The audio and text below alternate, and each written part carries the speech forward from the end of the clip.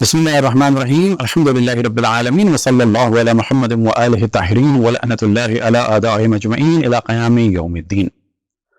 تمام دنیا میں علماء اہل سنت مختلف قسم کے پروپیگنڈے کرتے ہیں شیعوں کے خلاف۔ کبھی یہ کہ جی شیعہ بچے کاٹتے ہیں اور بچوں کے گوشت کا کچھ کھانا بناتے ہیں، کبھی یہ کہ تھوک کے پلاتے ہیں۔ انہی میں سے تہمت یہ ہے کہ شیعوں کے حافظ نہیں ہوتے۔ ہاں ظاہر ہے کہ بدعت جو آپ کے یہاں آپ کے دوسرے سیاسی خلفاء نے شروع کی تھی، تراویح کی، تو آپ کے اکثر حافظ اس بدعت کی وجہ سے ہیں۔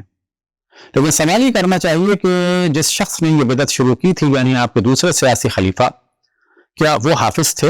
تو منظور مینگل صاحب نے ایک ایشو اٹھایا کراچی کی کانفرنس میں کہ جو عظمت صحابہ اور اہل بیت کے نام سے ہوئی تھی کہ شیعوں میں حافظ نہیں ہوتے۔ تو ایک توہین انہوں نے موصوف نے یہ کی تھی منظور مینگل نے کہ جو علماء اہل سنت میں بڑے عالم ہیں، ہمیں بہت خوشی ہوئی کہ علماء اہل سنت اس طرح سے خود اپنے آپ کو ایکسپوز کر رہے ہیں کہ قرآن سامنے ہوتا ہے، تفسیر قرآن چل رہی ہوتی ہے اور بدترین واقعات اور لطیفے سنائے جا رہے ہوتے ہیں۔ یہاں پر کوئی سوال نہیں کرتا کہ قرآن سامنے ہے اور بےہودہ قسم کے لطیفے یہ شخص سناتا ہے کہ وہ قرآن مجید کی توہین ہے یا نہیں ہے۔ البتہ اہل سنت میں تو قرآن کا کوئی احترام ہے ہی نہیں، فقط ایک شور ہے حفظ کے عنوان سے، کیونکہ قرآن جلانے کی سنت بھی ان کے تیسرے سیاسی خلیفہ نے شروع کی، اور جہاں جہاں قرآن کی توہین ہوتی ہے وہاں پر ہم دیکھتے ہیں کہ اہل سنت اس میں پیش ہیں، خصوصاً جب قرآن جلائے جاتے ہیں۔ تو منظور مینگل صاحب سے ایک ہم سوال کریں گے کہ آپ اس پر ڈسکشن کریں کہ آپ کے پہلے سیاسی خلیفہ جناب ابو بکر، دوسرے سیاسی خلیفہ جناب عمر، تیسرے سیاسی خلیفہ جناب عثمان، اسی طرح سے بنو امیہ کے یہ تمام بادشاہ، خصوصاً معاویہ، اور پھر اسی طرح سے عشرہ مبشرہ میں کتنے لوگ حافظ تھے، اور اگر حافظ نہیں تھے تو کیوں نہیں تھے؟ تو ایک وجہ تو واضح سی ہے کہ اس زمانے میں تراویح نہیں ہوتی تھیں۔ یہ جو بدعت ہے یہ آپ کے دوسرے سیاسی خلیفہ نے آخر زمانے میں شروع کی ہے، اور آپ کے اکثر حافظ اس بدعت کو جاری رکھنے کے لیے ہیں۔ منظور مینگل اس قسم کے افراد کہتے ہیں کیونکہ شیعہ منافق ہے، اس وجہ سے قرآن حفظ نہیں ہوتا۔ تو آپ یہ بتائیں کہ آپ کے ان تین سیاسی خلفاء اور باقی لوگ قرآن کیوں حفظ نہیں کر سکے؟ تو اس پر ڈسکشن کرنا چاہیے علماء اہل سنت کو کہ وہ یہ ثابت کریں کہ ان کے یہ تین سیاسی خلیفہ اور باقی اصحاب حافظ تھے یا نہیں تھے، اور اگر تھے تو کیا دلیل ہے؟ صرف ایک دلیل ان کے نظر آتی ہے کہ ان کے علماء کہتے ہیں کہ یہ نہیں ہو سکتا کہ یہ حافظ نہ ہو۔ بابا یہ نہیں ہو سکتا حافظ نہ ہو، کوئی دلیل نہیں ہے۔ کوئی دلیل لے کے آؤ کہ یہ حافظ تھے، تو اتفاق ہے کہ ان کے پاس کوئی دلیل نہیں ہے، کوئی روایت ان کے پاس موجود نہیں ہے کہ یہ حافظ تھے۔ اور اس کی واضح دلیل ہے کہ جب حافظ کی بات کی جائے گی تو سوال کیا جائے گا جناب ابو بکر کس قرآن کے حافظ تھے؟ کیونکہ ان کا دعویٰ یہ ہے کہ رسول اللہ صلی اللہ علیہ وسلم نے قرآن جمع نہیں کیا تھا، تو کس قرآن کے حافظ تھے؟ اس قرآن کے جو خلیفہ اول نے جمع کیا اور وہ پھر ناقص تھا، تو پھر دوبارہ جمع کرنا پڑا خلیفہ دوم کو، تو پھر خلیفہ دوم کون سے قرآن کے حافظ تھے؟ اچھا وہ بھی ناقص تھا، تو پھر دوبارہ جمع کرنا پڑا خلیفہ سوم کو۔ تو اس کا مطلب ہے موجودہ قرآن کے تو یہ دونوں حافظ تھے ہی نہیں۔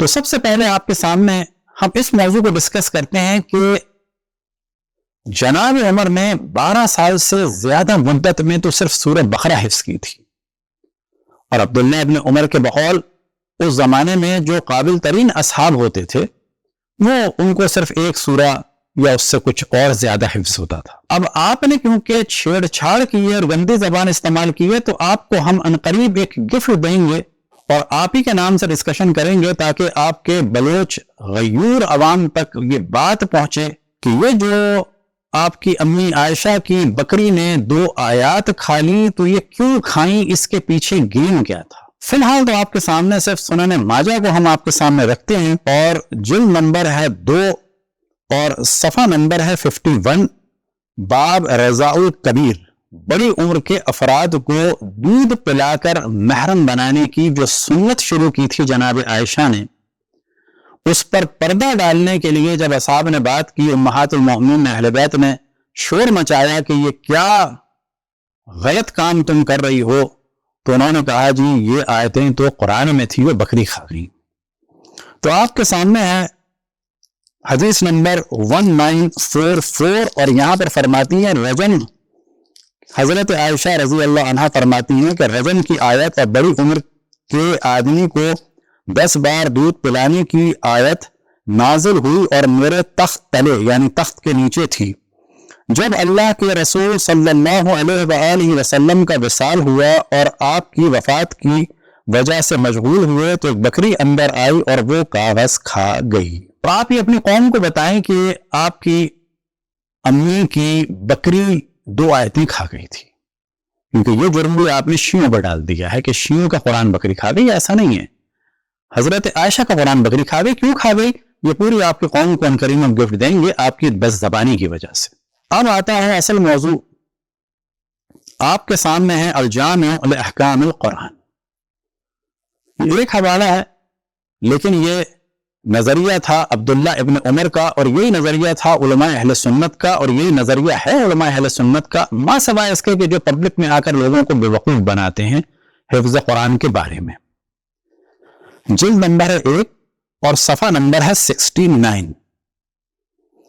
اس کا ترجمہ بھی بیان کر دیں گے۔ فی الحال عربی متن آپ کے سامنے ہے۔ ان ابن عمر قال تعلم عمر البقرة في 12 سنة فلما ختمها النحر جزورا۔ اب صرف آپ کے سامنے ترجمہ بیان کر دیتے ہیں۔ الجامع لاحکام القرآن معروف بتفسیر قرطبی، فہرست آپ کے سامنے صفحہ نمبر 3 کتاب اللہ اور نبی کریم صلی اللہ علیہ وسلم کی سنت سیکھنے کی کیفیت، صفحہ نمبر 66 آپ کے سامنے ہے، اور ریڈ سے ہم نے ہائی لائٹ کر دیا ہے کہ حضرت عمر نے 12 سال میں سورہ بقرہ سیکھی۔ جب اسے ختم کیا تو ایک اونٹ ذبح کیا۔ یہاں پر ترجمہ غلط کیا ہے، کہنا چاہیے تھا نہر کیا۔ اس کے بعد نیلے سے ہم نے ہائی لائٹ کیا کہ عبداللہ بن مسعود نے فرمایا ہم پر قرآن کے الفاظ حفظ کرنا مشکل تھا اور ہم پر اس پر عمل کرنا آسان تھا، اور ہمارے بعد والوں پر قرآن کا حفظ کرنا آسان ہے اور اس پر عمل کرنا مشکل ہے۔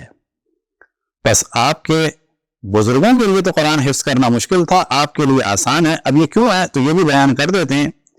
اگلی روایت حضرت ابن عمر سے روایت ہے، حضرت ابن عمر سے روایت کیا، فرمایا اس امت کی ابتدا میں اصحاب محمد صلی اللہ علیہ وآلہ وسلم میں سے کوئی فاضل قرآن سے ایک سورت وغیرہ یاد کرتا تھا۔ یعنی فاضل، وہ جو عام اصحاب تھے ان کو تو ایک بھی یاد نہیں تھی، جو فاضل ہوتے تھے ان میں سے وہ ایک سورت یاد کرتا تھا، اور انہیں قرآن پر عمل بخشا گیا تھا، اور اس امت کے آخر ان میں بچے، بوڑھے اور اندھے قرآن پڑھیں گے اور انہیں عمل کی توفیق نہ ہوگی۔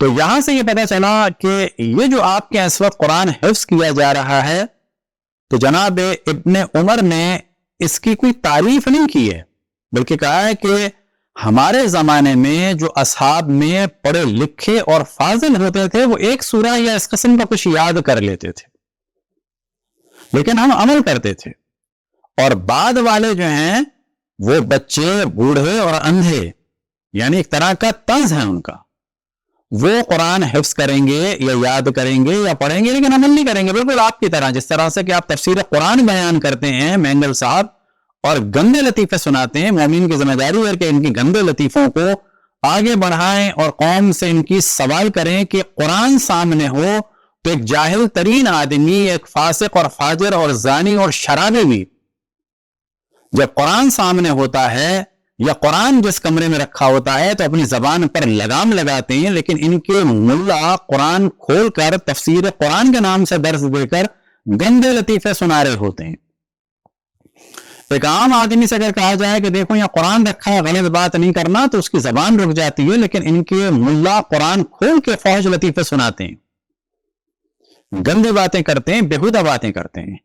تو یہ لیول ہے ان کے بڑے علماء کا، اور ان بڑے علماء میں سے ایک ہیں منظور مینگل صاحب، اور خداوند تبارک و تعالیٰ کا شکر ہے کہ اس قسم کے بڑے علماء اہل سنت کے سامنے آ رہے ہیں، اور اہل سنت کو پتہ چل رہا ہے کہ ان کے بڑے علماء کا کیا لیول ہے۔ اب یہاں پر جو چوتھی چیز ہم نے ہائی لائٹ کی ہے، حضرت عمر بن خطاب نے سورہ بقرہ 10 سے زیادہ سالوں میں یاد کی، پھر جب حفظ کر لی تو اللہ تعالیٰ کا شکر ادا کرتے ہوئے ایک اونٹ ذبح کیا. پھر یہ محنت کیا اس مولوی نے ترجمہ، جبکہ نہر آتا ہے کیونکہ اگر اونٹ کو ذبح کیا جائے تو وہ حرام ہو جاتا ہے، اور اگر بکری یا گائے یا کسی اور جانور کو نہر کیا جائے تو وہ حرام ہو جاتی ہے. اونٹ نہر ہوتا ہے اور باقی جو حلال جانور ہیں ان کو ذبح کیا جاتا ہے، اور مچھلی کا الگ فقہی موضوع ہے. اب یہاں پر ہم ڈسکس کرتے ہیں کہ مینگل صاحب آپ زیادہ افضل ہیں یا حضرت عمر؟ انہیں تو قرآن حفظ نہیں تھا، اور ہم یہ کہہ چکے کہ آپ ثابت کریں کہ آپ کے 3 خلفاء اور بڑے بڑے اصحاب جن کا آپ ذکر کرتے ہیں یہ حافظ قرآن تھے، یہ ثابت کریں. علماء کا قول نہیں بیان کریں کہ یہ کیسے ہو سکتا ہے کہ جی ہم حافظ ہیں اور وہ حافظ نہ ہوں. اس کانفرنس میں انہوں نے کہا کہ ہمارے اکابر جو ہیں وہ حافظ تھے. سوال یہ ہوتا ہے کہ آپ کے اکابر دیوبند حافظ تھے، لیکن آپ کے حضرت ابوبکر، حضرت عمر، حضرت عثمان اور معاویہ اور اس قسم کے دیگر جو افراد تھے وہ حافظ نہیں تھے. تو آپ کے اکابر زیادہ ہوئے یا آپ زیادہ ہیں؟ یا جناب ابوبکر یا جناب عمر یا جناب عثمان یا بقول جناب عبداللہ ابن عمر کے کہ اصحاب کو ایک سورہ یاد تھا، یا اس کے طرح سے اور کوئی تھوڑی آیتیں یا ایک آدھ سورہ اور. اب منظور مینگل صاحب آپ بھی حافظ ہیں، آپ کے بڑے بھی حافظ ہیں، لیکن آپ کے سیاسی خلفاء حافظ نہیں ہیں. مثال کے طور پر جناب عمر نے سورہ بقرہ کو حفظ کیا 12 سال میں. اب 12 سال قمری یا شمسی، تو ظاہر ہے شمسی کا ہم حساب نہیں لگاتے، قمری کا لگا لیتے ہیں. اور قمری سالوں میں دن ہوتے ہیں 354 دن. 354 کو اگر 12 سال سے ضرب دیا جائے تو دن بنتے ہیں 4248. اور سورہ بقرہ کی آیات ہیں 286، اور 4248 کو اگر تقسیم کیا جائے 286 سے تو جواب نکلتا ہے تقریباً 14.85، یعنی تقریباً ایک آیت کو وہ حفظ فرماتے تھے 15 دن میں. ماشاءاللہ.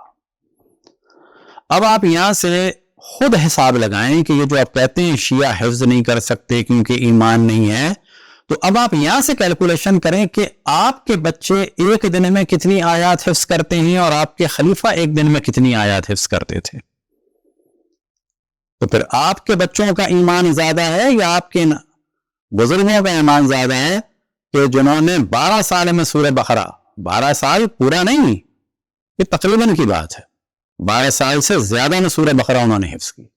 لیکن روایت میں آتا ہے 10 اور کچھ سال، یعنی 13 میں یا 14 میں یا 15 میں یا 16، 17، 18، 19، یہ سب ہیں 10 اور کچھ. تو 12 سال والی قول کو لے لیتے ہیں تو 15 دن میں ایک آیت یاد فرماتے تھے موصوف. کیا وجہ تھی؟ یہ جو آپ کہہ رہے ہیں شیعہ حفظ نہیں کرتے، ایمان ان کا خراب ہے، تو کیا ان کا بھی ایمان کا یہی عالم تھا جو 15 دن میں ایک آیت یاد ہوتی تھی انہیں؟ اب یہاں پر آپ سوال کریں کہ آپ کے بچوں کو جو ہے وہ 15 آیتیں ایک دن میں یاد ہو جائیں، آپ کے بڑے کو ایک آیت 15 دن میں یاد ہوتی تھی. تو بزم رسول اللہ صلی اللہ علیہ وسلم میں بیٹھ کر بھی کوئی ایسا کمال نہیں دکھایا تو ذرا کم مدت میں یاد ہو جاتی، کچھ حافظہ ہی صحیح ہو جاتا. تو جو آپ تہمتیں لگا رہے ہیں شیعوں پر حفظ کے عنوان سے، یہ تیسری دفعہ آپ سے گزارش ہے درس دیں اور یہ ثابت کریں کہ یہ تینوں آپ کے بزرگان جو ہیں یہ حافظ تھے کہ نہیں تھے، اور باقی جو اشرا مبشرہ حافظ تھے کہ نہیں تھے. اور پھر یہ ڈسکس کریں کہ یہ آپ کے دوسرے سیاسی خلیفہ سے قرآن تو حفظ نہیں ہوا، سورہ بقرہ 12 سال میں حفظ ہوئی، تو ایک دن میں وہ 15 دن میں ایک آیت حفظ کرتے تھے، تو بزم رسول اللہ صلی اللہ علیہ وسلم کی کوئی برکت نہیں حاصل ہوئی. اپنی زبان بند رکھیں. البتہ آپ جیسوں کی جب زبان چلتی ہے تو اس سے ہمارا بڑا فائدہ ہوتا ہے، اور فائدہ یہی ہوتا ہے کہ علماء اہل سنت کو ان کی عوام اب سوشل میڈیا کے ذریعے سے پہچان رہی ہے. منظور مینگل صاحب دعا ہے کہ خداوند تبارک و تعالیٰ آپ کو رسول اللہ صلی اللہ علیہ وسلم کی محبت عطا فرمائے، اور جن لوگوں نے توہین رسالت کرتے ہوئے شور مچایا تھا حسبنا کتاب اللہ کا، ان کو سمجھنے کی توفیق عطا فرمائے کہ وہ کیا دشمنی کر رہے تھے رسول اللہ صلی اللہ علیہ وسلم سے. ہر وہ شخص کے جو رسول کے مقابلے میں کھڑا ہوا اس پر لعنت ہو. وصلی اللہ علی محمد وآلہ الطاہرین.